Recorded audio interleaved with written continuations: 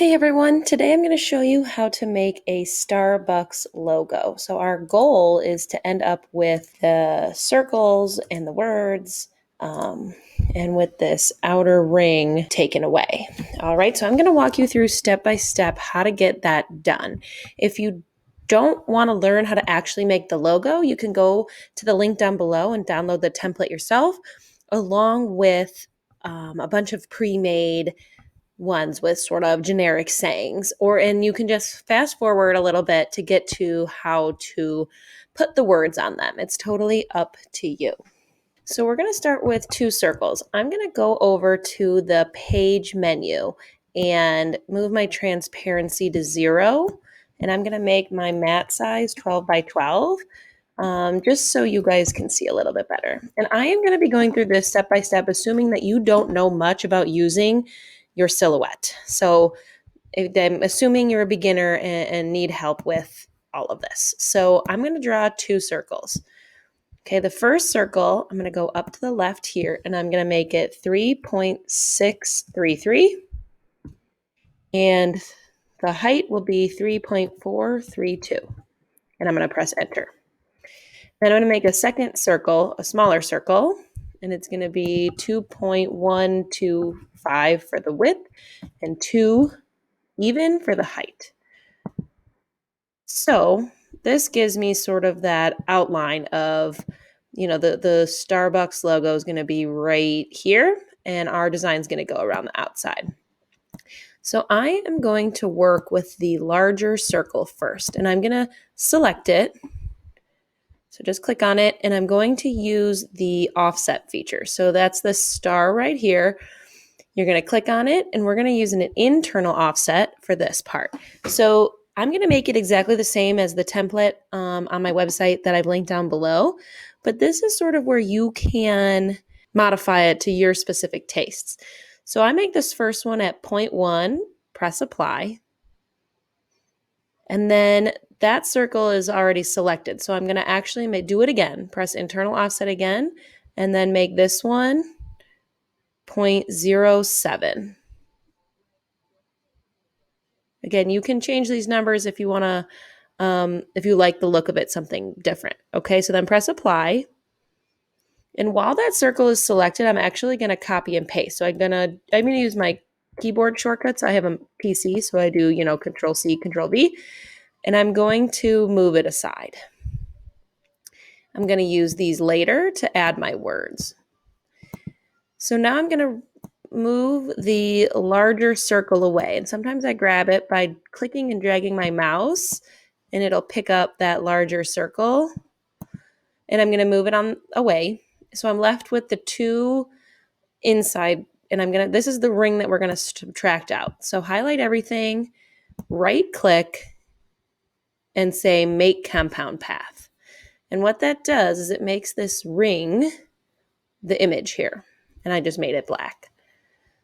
So the next thing we're going to do is we're going to subtract that from the bigger circle.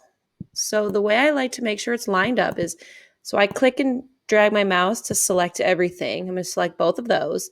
And then I'm going to go to this align tool. We have two choices, one that aligns them in the center vertically and one that aligns them in the middle horizontally. We're going to do both of those. So top middle and bottom middle to make sure it's all lined up. Once everything's selected, we're going to go to this rectangle and circle, and we're going to press subtract. Okay, and while everything's still highlighted, right click and say make compound path. So now I can change the color, and you can see that ring right there has been removed. Okay, so now we got to make the small circle.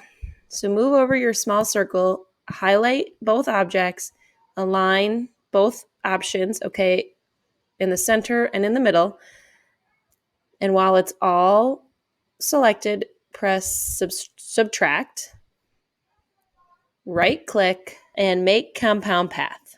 Okay, so now you can see this is now one object, and if I change my transparency, I don't have that ring and I don't have that circle. So the next thing we need to do is add the stars. Now at this point, you can add different shapes. I'm going to add a star. right here. I'm just going to draw it, and I'm going to zoom in so you can see what that looks like. So I move this red dot to sort of bring in the, I don't know, concave pieces of this star, and to be however you like it. It doesn't matter. And then I'm going to make it about 0.2 or so, like 0.2-ish. Okay, that's a good size. Again, you can change and do whatever you want. Okay, and I'm going to copy and paste. I'm going to change the color. So I'm just going to select both of them, go up to this top left, and change the color to, it doesn't matter, white. And then I'm going to bring them over to my decal. So I want them to be in the middle. So just put them like in the general area as to where you want them to be. Because you're going to, I like to put them like in the middle of this larger ring, if you will. Click and drag your mouse to highlight everything. And you're just going to align this in the middle with the horizontal line. So it's going to all be lined up on that same horizontal line. Then you're going to make sure everything is highlighted. You're going to go back to the subtract menu, hit subtract, right click. You want everything to be selected, and make compound path. Okay, and that's it.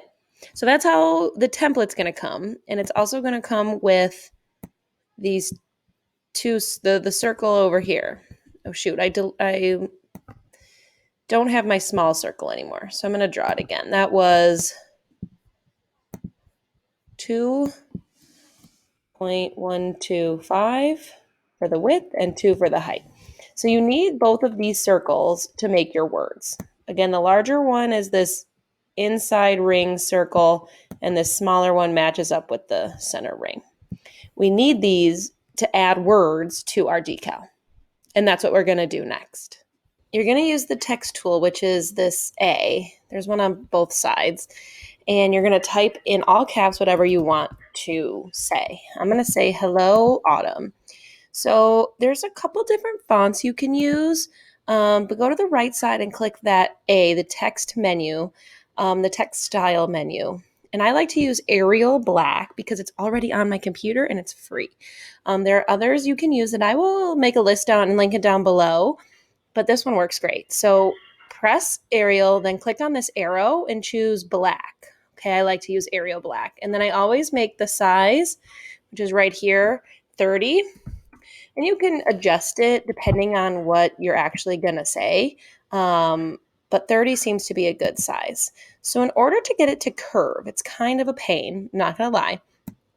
But that's what you need these circles for. So if you double click on your statement, which I'm saying hello, there's this sort of move button that shows up when you have this green box. That's what you need to click on and drag it over to the circle. And we're sort of going to just like attach it to the circle, if you will. So if you come down and drag your mouse close to that circle, it's going to attach itself and curve along that circle. So you can put it in its general place, but there's also this slider tool that you want to move the words away from that circle because that's where your machine is going to cut. You don't want them to overlap. So once you move it away, you can sort of move it so it's centered up. And if you want, you can move it over here just to line it up and check and see how it looks. But I wouldn't keep it there. It gets a little weird when it's attached to the circle. So what I do is I right click and I press weld, and then I right click again and press group. So now it keeps its shape, but it's separate from that circle. So I'm going to change the color to white so we can see it on the top here. Then just move it to where you want it and leave it there for now. So then we're going to do the words on the bottom. So again, hit the A button and type whatever you want to do. I'm doing autumn in all caps. Again, I'm going to choose my text menu, click on Arial, click on the arrow to choose Arial Black, and change the size to 30. So then I'm going to double click again, get that green box and choose this moving tool. And this time I'm going to use the larger circle. So you want it to be on the inside. So if I come and I, again, just kind of get in the general vicinity and drag your mouse close to the circle. Sometimes if you go like between the inside and the outside, it's going to move your words. So you want to move it until you get it on the inside. And sometimes it can be annoying. But then take that slider tool and move your words away from the line. But you see now that all my letters overlap, which we don't want. So head over to this character spacing slider and slide them so they're further apart. And then you can recenter your design. Okay, then right click, weld, right click, group. And you can bring your words over to your template, get it placed where you want it. And then what I'm going to do is I'm going to take these circles. I personally, when I'm cutting, anything I'm not going to cut, I change to black. That's optional. But now this is ready to get sent to your silhouette. So I'm going to highlight everything and make the outline red. Again, that's just a color preference. So when I go to send, I choose cut by line and I can uncheck the colors I'm not using. So I'm only going to cut this red, which means I'm only going to cut this decal. So you can see where it's bolded, that's where it's going to cut.